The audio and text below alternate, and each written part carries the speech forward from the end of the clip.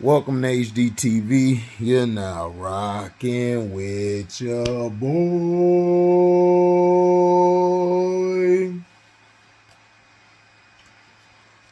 Yeah.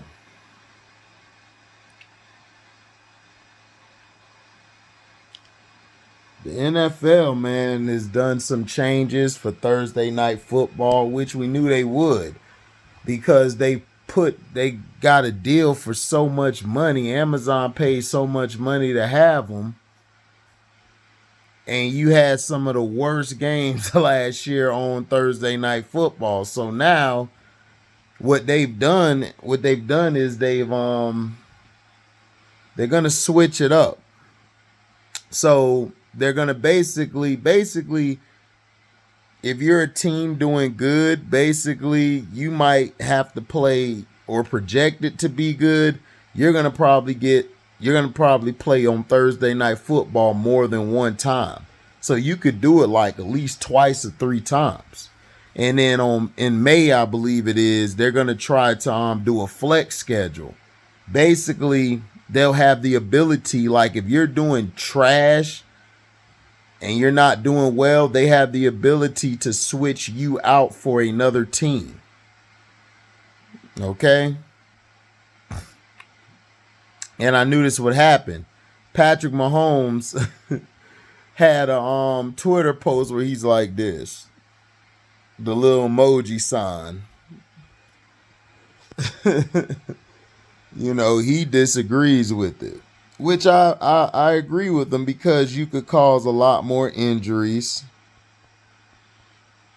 and everything. Because this could put people in harm's way.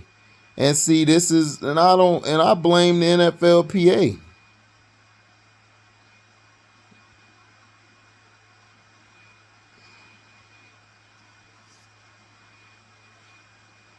The NFLPA is the reason to blame for this because they don't have no power. They have no power.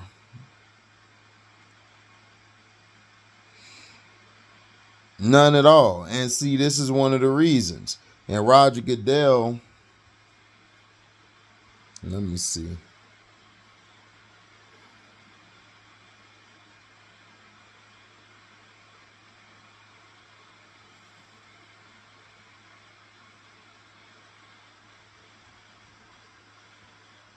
All right. Fair USAC, fair USAC. We just concluded the meeting, and you probably have heard. We had what was generally with committee meetings 3 days of, I would say, really productive discussions. The theme probably goes back to sort of what we shared with the ownership in the initial sessions, which is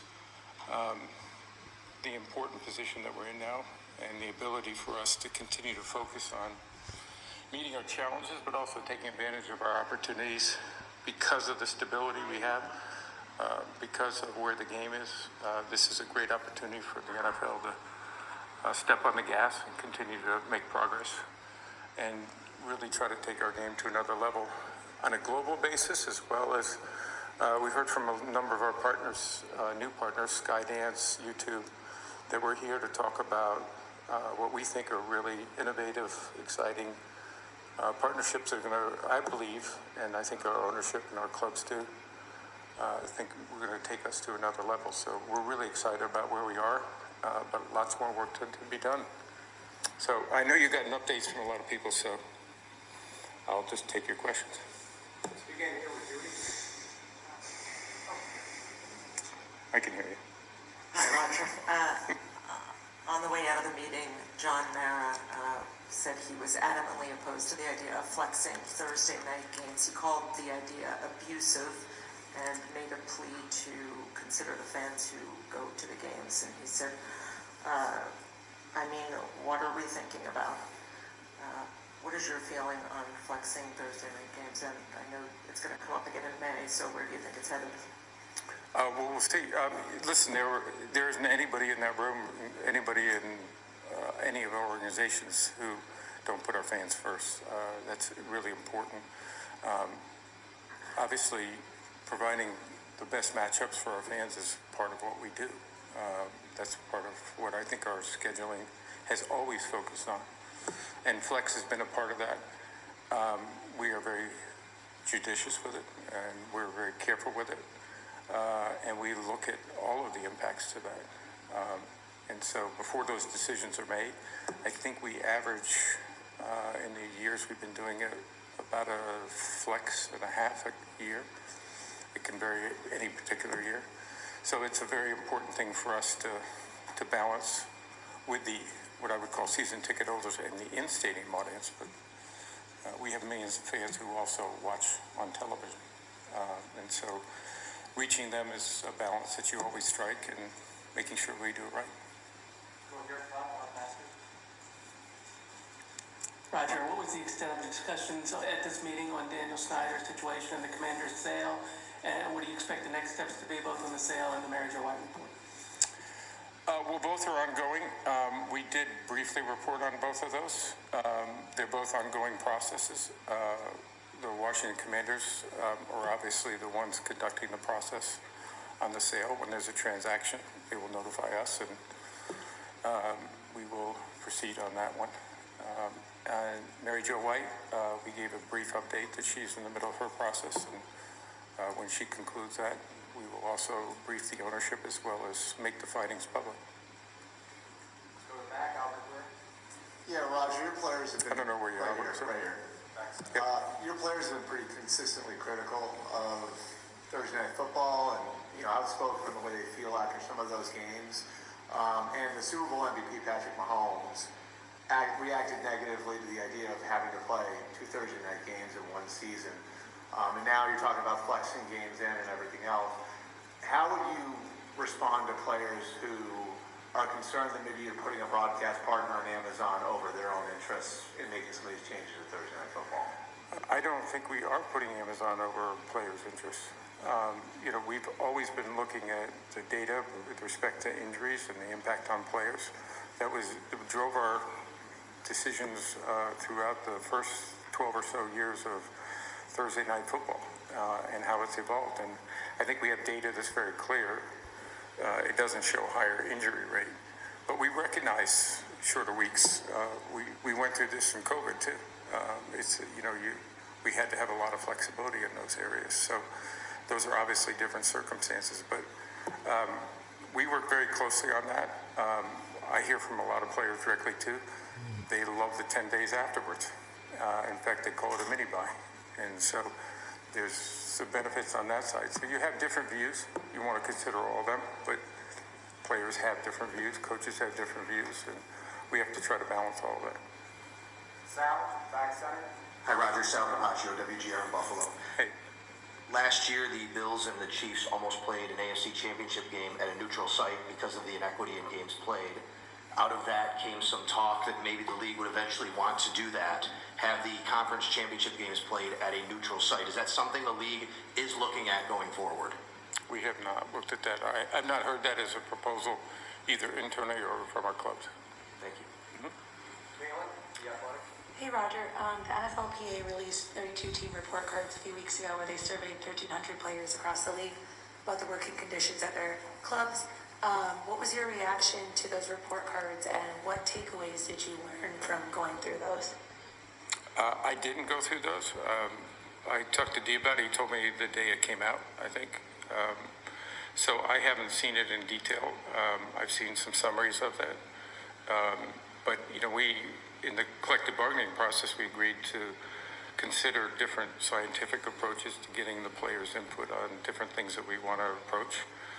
We always look to hear that, the players' input, and I'm sure the clubs look at that and they'll decide if there are things that they're either interested in doing or whether they already had some plans. Basically, he's saying we don't give a damn about you I think player players. input's always a good thing. On the way. I didn't say. I said I saw the summary. I didn't have time to read all through the entire summaries. I haven't seen them all. Darren, DC. Roger. Darren Haynes, WSA 9 in Washington, D.C. The Commanders are going through the process of a sale. Do you still believe and support that the Mary Jo White report should still be release if Dan Snyder is the owner or not? Yes, we committed to releasing the findings. We will. And then a follow-up. Not too long ago, Cowboys owner Jerry Jones says that he agrees to release the report because, quote, he knows everything in the report. Do you know why he would say that? What's he referring to? I'm sorry. To the Mary Jo White report, that he believes that they should release the report, and then we asked why. He says because I know everything in the report. Well, that would be impossible since the only person I know of that knows anything about the investigation is Mary Jo White and her counterparts. So I don't know any of those things. Mary Jo White is a professional. She's incredibly thorough. She's not giving access to anybody. So I'm comfortable on that point. John. Thanks. Hey, Roger. Hey. You were talking about stepping on the gas, taking things to the next level. Obviously, the league's relationship with sports gambling continues to grow. More discussions here this week. How would you describe the depth and the health of that relationship today, and how do you view it can grow more in the next year, 2, 3? Are you specifically talking about legalized sports betting, or are you talking about broader? Just so I'm clear, I don't. Legalized sports betting, yes. Unlegalized sports betting? Correct. Listen, I think we've been very measured in our approach. As you know, we're responding to changes that were made in our country and in the laws. And we obviously are being very consistent with that. But we've, from day one, also said that we want to be very cautious in protecting the integrity of our game. I mean, ultimately making sure that that's done correctly, and that our fans have confidence in that, and our partners have confidence in that. But it clearly, for an element of the population, is something they're interested in doing. We want to make sure that whatever is done properly, effectively, and safeguards the game.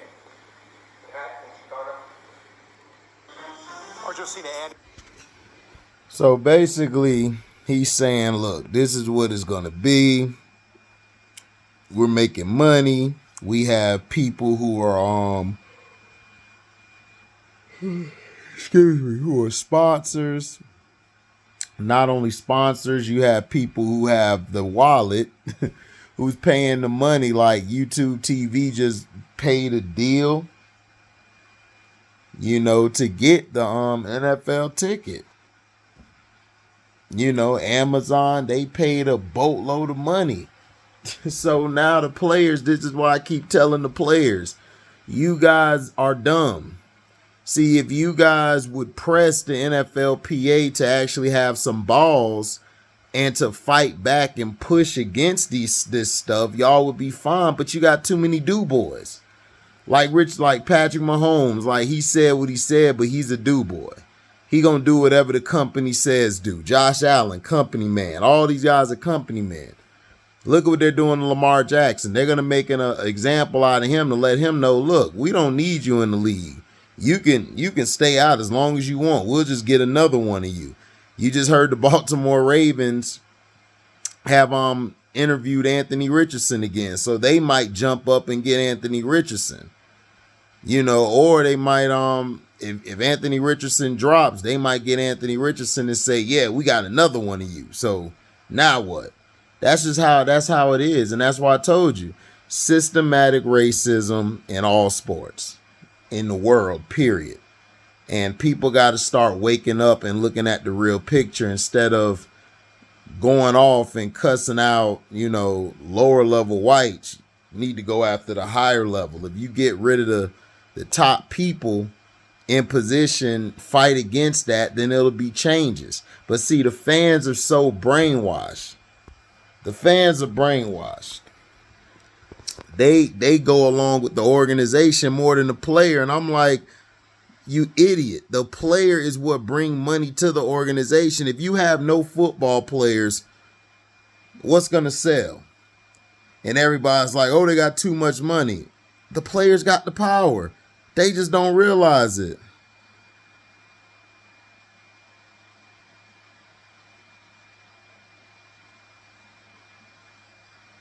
And then Jerry said some stupid stuff, so that got denied.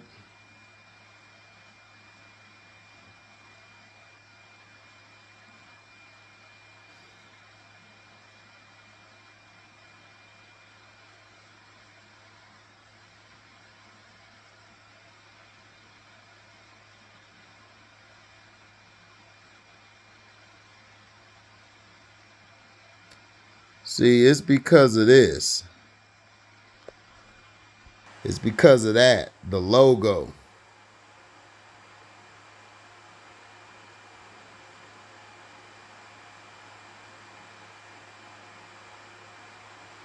This is why the fans are stupid. Because of the logo. It done made them stupid. But here's the dates. You got April 21st, last day of restricted free agency signing period. The draft is April 27th to 29th. Then you got May 5th to 8th or May 12th to 15th rookie mini camps. Mid-May NFL schedule release show. Mid-July franchise tag contract deadline, and late July training camps open. So that's what you got. But see, of course, like you got comment sections, you got people saying, this guy cares about money. They all care about money. But yet you guys were bashing Lamar Jackson for holding out to try to get some money. See, this is the hypocrisy of fans. First, you get mad at Roger Goodell. Oh, all he care about is money. Of course, he was hired by the owners. The owners made him the commissioner because he brings them money. He takes care of their best interests. He takes the sniper rounds, if you understand that terminology. He takes the sniper rounds. He takes the shots and the stabs. You know, so they can have a product. But see, if the players do not learn how to band together, they're going to continuously get screwed. Your contracts aren't guaranteed. That's why I was telling people when Patrick Mahomes did his contract, they're talking about, oh, well, Tyreek left. Well, why did Tyreek leave? If you made his contract team friendly, why did you let Tyreek leave? See, you got to understand. They know they got Patrick Mahomes and they like bumping. We'll just keep plugging in people in the system. This is entertainment, people. The game is scripted. It's entertainment. Roger Goodell's going to put the best product he can put on the field. He's not going to put it. They're not going to have another bad year like they did last year. Amazon was pissed because the games were trash. So they're trying to pass this flex scheduling, which they will pass. They're going to pass the flex scheduling, and you dumb a-holes might be on Thursday night football like the Chiefs and Chargers or the whoever Lamar played for. They're going to probably be on 3 Thursday night football games.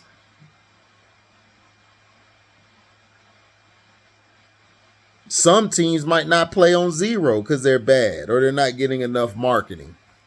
So be on the lookout for that, man. So thank you for listening. Make sure you like, comment, subscribe, share this. Hit the notification bell to select all to receive upcoming notifications. If y'all love what y'all hear, you can donate to the page. Going to my description box, hitting that link to my Cashapp where you can donate whatever your heart's desire. And when the video's live or premiere, you guys can super chat. And if you're not able to make the live, you can replay the video and you can leave a super thanks. So thank you guys for your love and support. We out. Deezy.